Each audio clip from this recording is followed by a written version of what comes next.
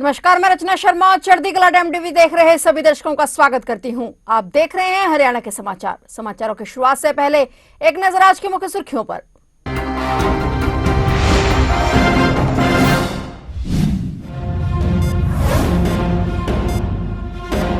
हरियाणा के विकास को मिलेगी सुपरफास्ट रफ्तार। मुख्यमंत्री नायब सिंह सैनी ने लाइव देखा वर्ष 2026-27 का केंद्रीय बजट। पंचकुला स्थित बीजेपी कार्यालय पंचकमल में पहुंचे सीएम नायब सैनी।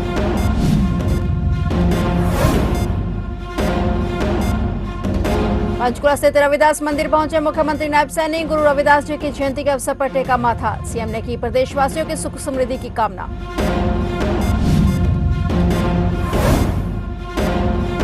39वें सूरजकुंड अंतर्राष्ट्रीय आत्मनिर्भर शिल्प मेले का भव्य आगाज। हरियाणा के सूरजकुंड में 15 फरवरी तक मेले का आयोजन। मेले में उमड़े लाखों पर्यटक।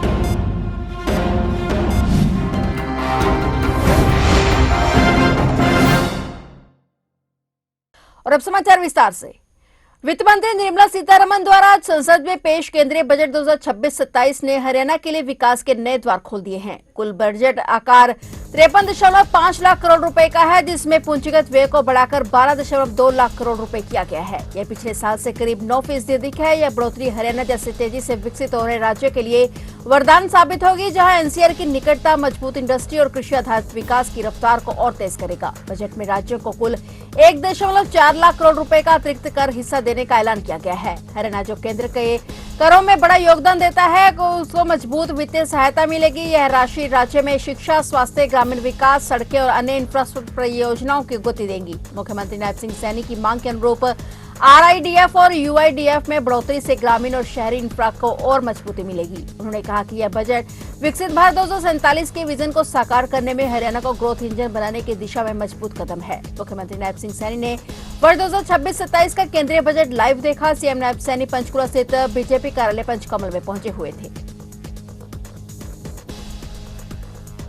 हरियाणा के मुख्यमंत्री नायब सिंह सैनी ने 1 फरवरी 2026 को संत श्रोमणी गुरु रविदास जी की जयंती के पावन अवसर पर पंचकुला स्थित रविदास मंदिर में पहुंचकर माथा टेका और प्रदेशवासियों को शुभकामनाएं दी। उन्होंने गुरु रविदास जी के विचारों पर चलते हुए समानता और सामाजिक समरसता को बढ़ावा देने की प्रतिबद्धता व्यक्त की। मुख्यमंत्री ने पंचकुला में पूजा अर्चना कर गुरु रविदास जी को नमन किया और आशीर्वाद प्राप्त किया। इस वर्ष गुरु रविदास जी की 349वीं जयंती मनाई जा रही है। इससे पहले कुरुक्षेत्र उमरी में राज्य स्तरीय समारोह में सीएम नायब सैनी ने घोषणा की थी कि अनुसूचित जातियों के कल्याण के लिए राज्य सरकार प्रतिबद्ध है और वहां एक भव्य गुरु रविदास धाम बनाया जा रहा है। सीएम नायब सैनी ने समाज के उत्थान के लिए विभिन्न योजनाओं का जिक्र करते हुए गुरु महाराज के बताए मार्ग पर चलने का आह्वान किया।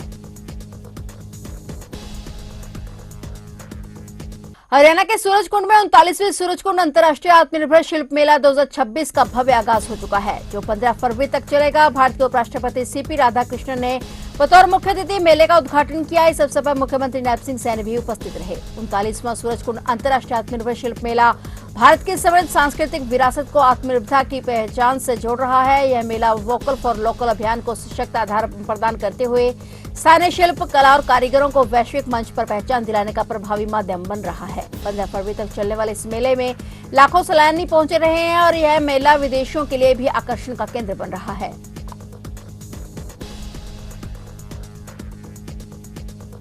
साध्वी से दुष्कर्म और पत्रकार रामचंद्र छत्रपति हत्याकांड से सजा भुगत रहे डेरा सच्चा सौदा प्रमुख गुरमीत राम रहीम सिंह पैरोल पर आने के बाद पहली बार सार्वजनिक तौर पर लाइव कार्यक्रमों के जरिए अनुयायियों से जुड़ा। कानूनी पाबंदियों और संगत की भीड़ पर रोक के चलते ये फैसला लिया गया। सिरसा, हिसार, कैथल, फतेहाबाद, पानीपत समेत 11 जगह पर कार्यक्रम हुए। गुरमीत राम रहीम सत्संग के दौरान नशा जैसी कुरीतियों के खिलाफ प्रवचन दिया और अनुयायियों को प्रेरित किया। सिरसा में यह कार्यक्रम कपास अनाज मंडी में रविवार सुबह 10 बजे से शुरू हुए, 2 से 3 घंटे तक चला। और इसके अलावा पंजाब में डेरा सच्चा सौदा और मानवता भलाई केंद्र की कई शाखाओं में भी लाइव सत्संग का आयोजन किया गया। सिरसा मंडी में कार्यक्रम के लिए जिला प्रशासन से अनुमति ली गई।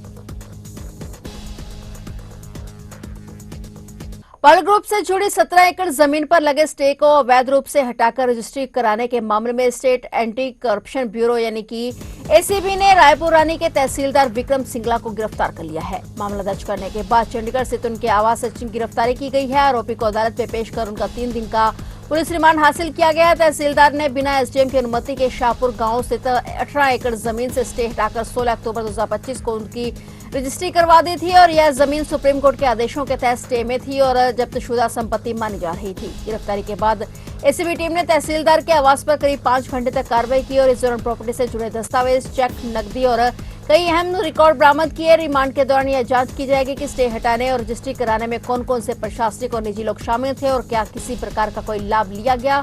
एसीबी ने यह भी पता लगाया कि जिन लोगों के नाम जमीन की रजिस्ट्री हुई उनका प्रशासनिक अधिकारियों से कोई संबंध है या नहीं। तहसीलदार के कर्मचारियों से भी पूछताछ की जा रही है। पंजाब में हरियाणा हाईकोर्ट ने सरकारी कर्मचारी सुरेश कुमार की ओर से दायर एक रिट याचिका को स्वीकारते हुए हरियाणा राज्य को उसकी पत्नी की आपातकालीन सर्जरी पर हुए शेष 4,20,000 रुपए 766 रुपए के चिकित्सा खर्च की पूरी राशि 6% ब्याज सहित 4 सप्ताह के भीतर चुकाने के निर्देश दिए हैं। जस्टिस संदीप मोदगिल ने कहा कि राज्य द्वारा 4,63,770 रुपए के कुल दावे में से केवल 43,005 रुपए स्वीकृत करने का निर्णय पूरी तरह से मनमाना, अवैध और भारत के संविधान के अनुच्छेद 21 का उल्लंघन था। अदालत ने कहा कि ऐसा रुख पूरी तरह से गलत, मनमाना और कानून की दृष्टि से अस्थिर है। अदालत ने बताया कि सरकारी संस्थान अक्सर अत्यधिक बोझ से दबे रहते हैं, जिससे प्रतीक्षा अवधि लंबी हो जाती है और जीवन घातक स्थितियों में किसी मरीज या उसके परिचालक के पास पीजीआई में भर्ती या उपचार के लिए प्रतीक्षा करने के अलावा कोई वास्तविक या सार्थक विकल्प नहीं होता है। अंबाला के जगी कॉलोनी फेज 3 स्थित कम्युनिटी सेंटर में उस समय हड़कंप मच गया। वहां एक युवक का शव पड़ा मिला और नशे के ओवरडोज से युवक की मौत होने की आशंका जताई जा रही है। सूचना पर पुलिस चौकी बलदेव नगर की टीम मौके पर पहुंची और शव को जिला नागरिक अस्पताल भिजवा दिया गया। मिली जानकारी के मुताबिक मृतक की पहचान 35 वर्षीय अनुराग राणा निवासी जगी कॉलोनी के रूप में हुई है। पुलिस को दी शिकायत में मृतक की मां सुषमा ने बताया कि उसका बेटा नशा करने का आदी था। नशे से मुक्ति दिलाने के लिए उसका नशा मुक्ति केंद्र में इलाज भी चलता था और 20 जनवरी को वह नशा मुक्ति केंद्र से लौटा था। बीती शाम को वह घर से स्कूटी लेकर निकला था, लेकिन रात तक वापस नहीं आया। अगली सुबह सूचना मिली कि कम्युनिटी सेंटर के पास एक युवक का शव पड़ा है। मौके पर पहुंची पुलिस बलदेव नगर की टीम ने शव की शिनाख्त की और पुलिस ने मामले की जांच शुरू कर दी है।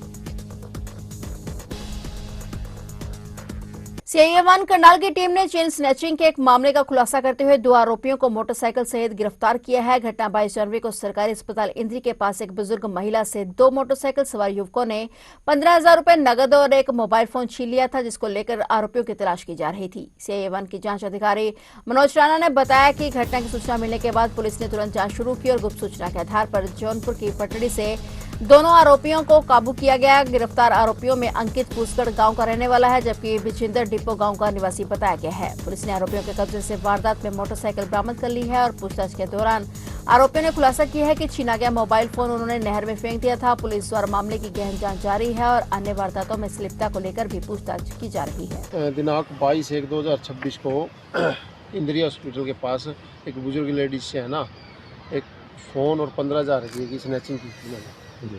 तो उस संबंध में आज ही हमने जैनपुर इस पटड़ी से इनको गिरफ्तार किया मुखबरी के आधार पर और इसमें 31 नंबर मुकदमा है। जो फ़ोन इन्होंने नहर में फेंक दिया था और कुछ रिकवरी कराई। मोटरसाइकिल है, मोटरसाइकिल बरामद की है। मोटरसाइकिल पे थे, ये वारदात में मोटरसाइकिल थी स्प्लेंडर प्लस। एक डिपो गांव का है जनेसर डिपो में बजिंदर सिंह, एक यहाँ पूसगढ़ कॉलोनी अपनी इंद्री में उसका है, किराए पे रहता है। तो उतर करके जुडिशियल भेज देंगे सर। भवानीखेड़ा में ऑल इंडिया कांग्रेस कमेटी के कार्यकर्ताओं ने विभिन्न जन समस्याओं को लेकर जोरदार विरोध प्रदर्शन किया। कार्यकर्ताओं ने सरकार के खिलाफ नारेबाजी करते हुए जल भराव से प्रभावित किसानों को मुआवजा राशि देने और मनरेगा मजदूरों की सुविधाएं लागू करने की मांग उठाई। इस दौरान तहसीलदार के माध्यम से मुख्यमंत्री नायब सिंह सैनी के नाम ज्ञापन सौंपकर समस्याओं के लिए शीघ्र समाधान की मांग की गई और वहीं कार्यकर्ताओं को संबोधित करते हुए प्रदीप नरवाल ने कांग्रेस पार्टी को मजबूत करने और जनहित की लड़ाई के साथ देने की अपील की।